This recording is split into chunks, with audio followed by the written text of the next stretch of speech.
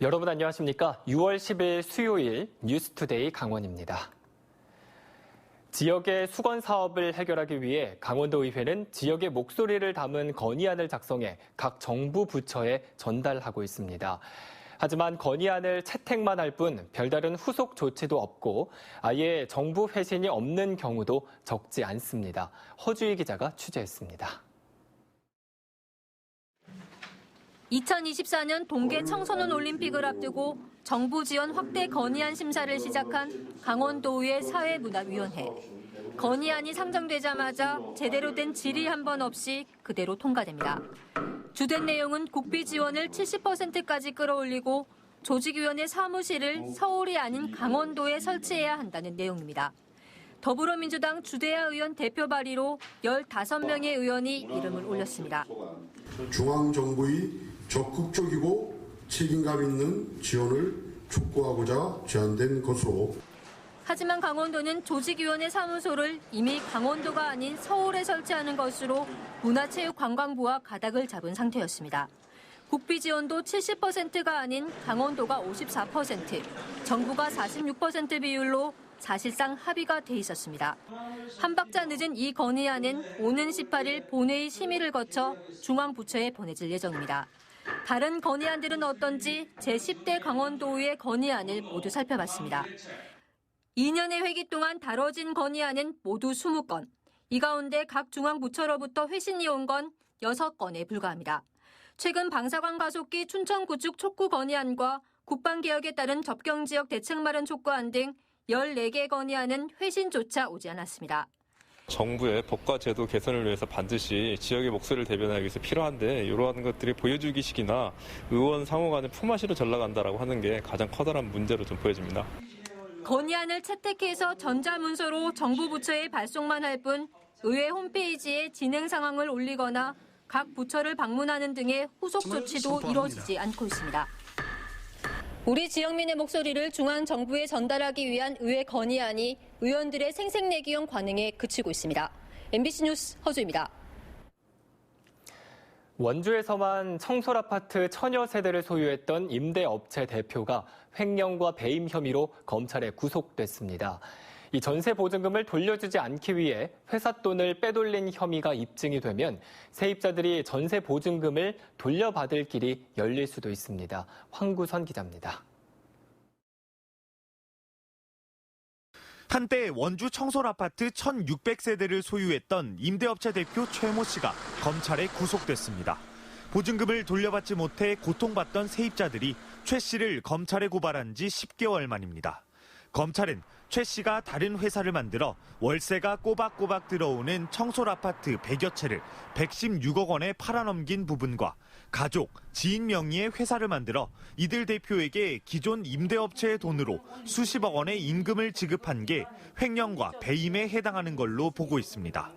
검찰 연락은 물론 자신이 선임한 변호사 전화도 받지 않던 최 씨가 검찰에 출석한 건 이달 3일. 검찰은 범죄 혐의가 중대하다고 보고 최 씨가 출석한 지 이틀 만에 구속했습니다.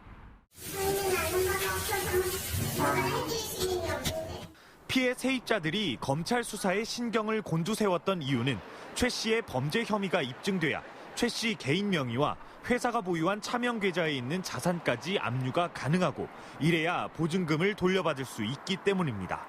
이제 시작인데 정말 그동안 검찰에서 수사가 너무 늦어져서 답답한 마음들도 많았고 이제는 구속이 됐으니까 좀 더 조사에 박차를 가해서 제대로 벌을 받을 수 있게.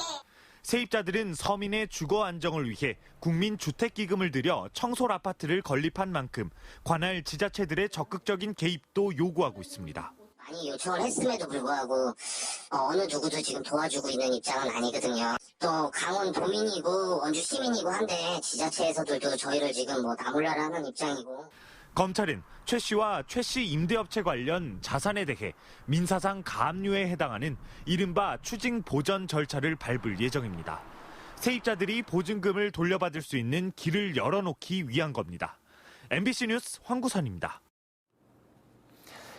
양양군이 2014년부터 추진하고 있는 남대천 르네상스 사업이 연말 준공을 앞두고 있습니다.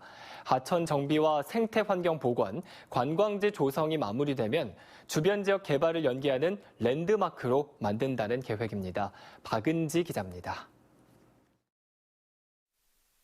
양양 남대천을 생태와 문화, 관광 중심지로 재탄생시키는 남대천 르네상스 프로젝트. 2014년부터 700여억 원이 투입돼 생태 환경 복원과 관광지 조성, 주변 개발 등이 추진되는데 연말 준공을 앞두고 있습니다. 둔치와 제방은 정비됐고 징검다리가 놓이는 등 눈에 보이는 공정은 막바지 단계에 들어섰고 오염물질을 차단해 생태를 복원하는 사업도 성과를 보이고 있습니다. 상류의 하수처리 시설은 정비하고 물고기의 이동을 막는 농업용 보와 어도는 개선하는 한편 토속 어종을 방류하고 있습니다. 양양 남대천은 연어와 은어, 황어가 회귀하는 등 물환경 측정망 분석에서 최고인 매우 좋음 등급을 받았습니다. 둔치에는 휴식과 운동을 즐길 수 있는 공원이 조성되고 수상 레저 스포츠 체험 공간도 들어섭니다. 이수와 치수, 문화, 환경을 아우르는 종합적인 르네상스 프로젝트입니다. 이것들이 이제 가시적인 성과가 나오고 있는데요. 이것이 완성되면 그야말로 양양을 대표할 수 있는 2023년까지 연어 자연산란장이 조성되고 남대천 하구에는 파노라마 전망대가 조성될 예정입니다. 양양교부터 낙산대교까지는 순환도로가 개설돼 낙산지구의 개발과 양양읍의 도시재생을 연계한다는 계획입니다. 특히 낙산지구의 상업지역에 대한 고도 제한이 폐지됨에 따라서 이제 개발의 한 축이 되리라고 보여집니다. 그렇게 됨으로써 낙산과 양양을 아우를 수 있는 남대천을 중심으로 한 양양 발전을 위한 밑그림이 점차 가시화되고 있는 가운데 주민들의 삶의 질 향상과 생태 관광 활성화에 성과가 있을지 기대되고 있습니다. MBC 뉴스 박은지입니다. 마을의 경로당이나 노인회관은 여름에는 무더위 쉼터로 활용이 되고 있습니다. 하지만 올 여름에는 코로나19 확산을 막기 위해 무더위 쉼터들이 문을 열지 않고 있어서 어르신들의 여름 나기가 힘겹게 됐습니다. 이윤 기자가 보도합니다. 강릉시 구정면의 한 경로당. 여름철이면 주민 누구나 에어컨 바람을 쐬며 더위를 피할 수 있는 무더위 쉼터로 운영됐는데 지금은 문을 닫았습니다. 인근의 다른 경로당도 사정은 마찬가지. 무더위 쉼터로 운영되는 곳이지만 역시 문이 닫혀 있습니다. 코로나19 확산 방지를 위한 보건복지부 지침에 따라 무더위 쉼터 운영을 중단했기 때문입니다. 무더위 쉼터를 가보면 대부분 이처럼 휴관을 알리는 표지가 붙어 있습니다. 강릉시가 120여 곳의 무더위 쉼터를 운영하지 않는 등 도내 다른 시군들도 무더위 쉼터를 잠정 폐쇄한 상태입니다. 때이른 더위에 갈 곳을 잃은 어르신들은 집에만 갇혀 지내야 하는 상황이 됐습니다. 불편한 점은 있겠죠. 농사철이라든가 이럴 때 서로 의견 교환이라든가 이런 게 잘 안 될 거 아닙니까? 정도라든가. 그 더위 피하려면 무조건 집에 가셔야 되는 거고. 그렇죠. 나무 그늘 같은 데는 가야죠. 사람들이 모이는 것을 막기 위한 조치라지만 온열 질환으로 노인들이 오히려 큰 피해를 볼 수 있을 거라는 우려가 나오고 있습니다. 하지만 코로나19가 좀처럼 수그러들지 않고 있어 지자체들이 정부 지침을 무시하는 것도 쉽지 않은 상황입니다. 노인분들이나 이런 분들이 이용을 좀 했으면 하는 바람인데 현재 상태로는 시설은 그대로 있지만 개관이 안 돼 있는 상태다 보니까 무더위 쉼터가 운영이 안 되고 있는 그런 상황이 되겠습니다. 그나마 지자체들이 대안으로 내놓은 폭염 대책은 그늘막 추가 설치가 고작이고 더위를 식혀줬던 쿨링 포그와 대형 얼음마저 올 여름에는 운영하지 않고 있습니다. 6월 초순부터 폭염특보가 내려지고 열대야 현상이 나타나는 등 올여름은 더욱 폭염이 기승을 부릴 것으로 전망되고 있습니다. 코로나19 예방도 중요하고 폭염에 노출된 노인들의 건강관리도 필요한 상황이어서 정부와 지자체의 고민이 깊어지고 있습니다. MBC 뉴스 이웅입니다. 수도권에서 유입된 코로나19 감염이 산발적으로 잇따르는 가운데 해수욕장의 사전 예약제 시행이 검토되고 있습니다. 강원도는 전체 해수욕장 개장일을 다음 달 1일에서 10일로 미루고 해변 예약제를 시행하는 방안을 정부와 논의 중이라고 밝혔습니다. 해변 예약제는 가로, 세로 각 4m의 구획을 설정해 한 구획에 5명 이하를 수용하는 방안입니다. 돌발 해충인 매미나방이 확산 조짐을 보이면서 방제에 비상이 걸렸습니다. 강원도에 따르면 매미나방 발생 면적은 원주가 200헥타르로 가장 많고 횡성이 104헥타르, 춘천 6.3헥타르 등 모두 512헥타르로 지난해보다 3배 이상 는 것으로 나타났습니다. 갑자기 개체수가 많아진다고 해서 돌발 해충으로 불리는 매미나방은 10월까지 활동하면서 나무를 고사시키는 등 피해를 줍니다. 매미나방이 대량 발생한 것은 지난 겨울 포근한 날씨로 알이 죽지 않고 겨울을 나면서 유충이 늘었기 때문으로 추정됩니다. 코로나19 확산으로 위축된 지역 경제를 살리기 위한 긴급 재난지원금 사용 캠페인이 펼쳐졌습니다. 이번 캠페인에는 원주시장과 시의회 의장, 공무원 등 200여 명이 참여했으며 참가자들은 중앙시장을 돌며 필요한 물품을 구입하고 점심을 함께하며 긴급 재난지원금 사용 촉진을 위한 캠페인을 진행했습니다.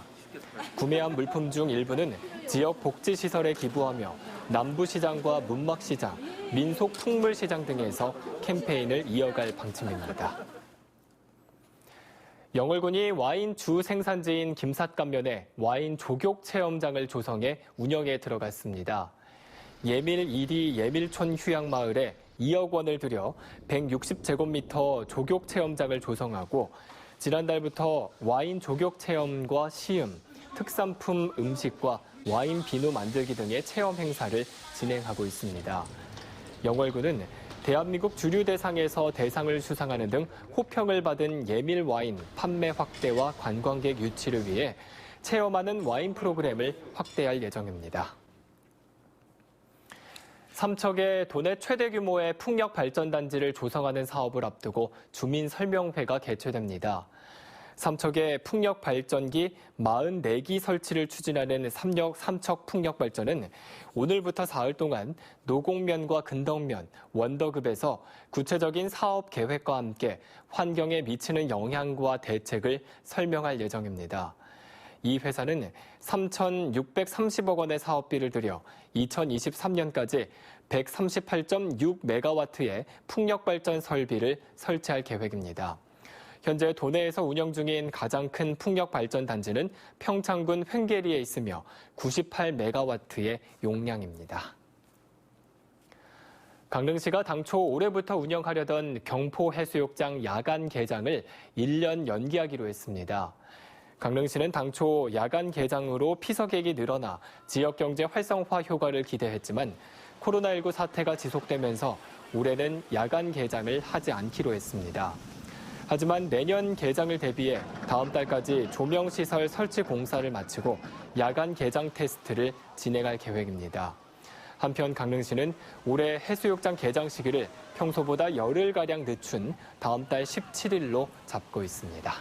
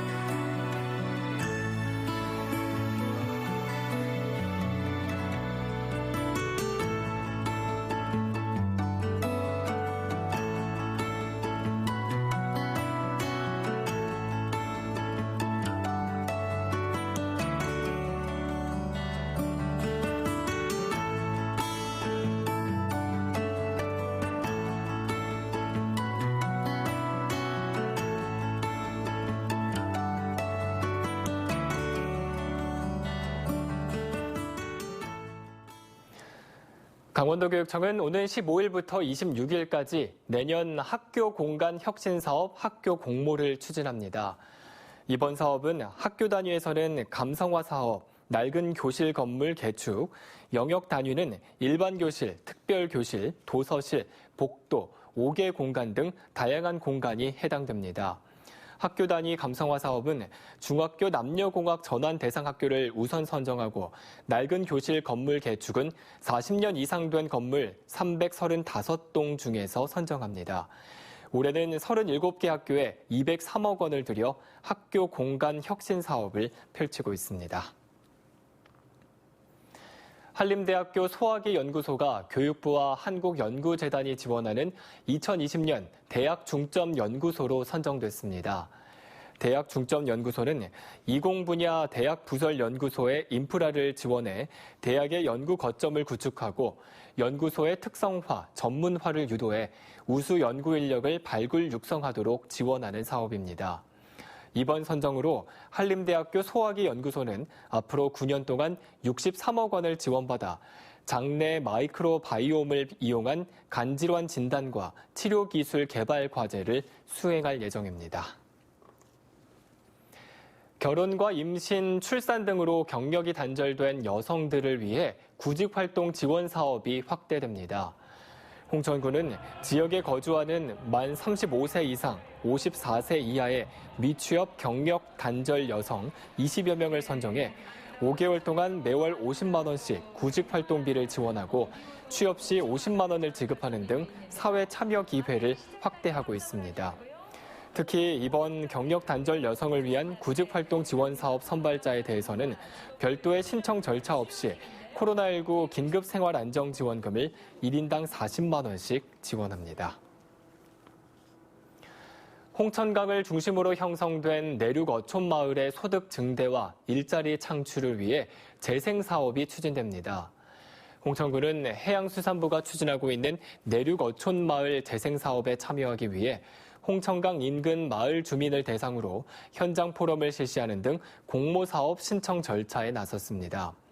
홍천구는 내륙 어촌 재생 사업에 선정된 마을에는 평균 50억 원의 사업비가 투입돼 어업 기반 시설이나 관광 사업과 연계한 내수면 체험 관광 사업이 활성화할 것으로 기대하고 있습니다. 양구 해안 지역의 토지 문제를 해결하기 위한 지적 재조사 사업이 펼쳐집니다. 양구군은 지난 2월 개정된 수복지역 내 소유자 미복구 토지의 복구 등록과 보존 등기에 관한 특별법에 따라 해안 지역의 지적 재조사를 시행한다고 밝혔습니다. 이번 지적 재조사 사업은 19억 원이 투입돼 양구 해안 6개 지구 1,200여 필지에 대해 내년 5월까지 진행됩니다. 양구군은 이를 위해 토지 소유자 사업지구 지정 신청 동의서를 받아 오는 8월까지 지적 측량 수행자를 선정할 예정입니다. 선사시대부터 근대까지 양구의 역사를 한눈에 볼 수 있는 역사 체험관이 문을 열었습니다. 양구군은 지난해 4월부터 38억 원을 투입해 8호호 상류에 연면적 850여 제곱미터, 2층 규모로 건축한 양구 역사체험관을 어제 개관했습니다. 역사체험관에는 양구 지역에 서식하는 동식물 전자도감을 비롯해 선사시대부터 고려, 조선시대 사료, 그리고 6.25 전쟁사와 돌산령 지게놀이 등 다양한 풍속사가 전시되고 있습니다. 이상으로 뉴스투데이 강원을 마칩니다. 시청해주신 여러분 고맙습니다.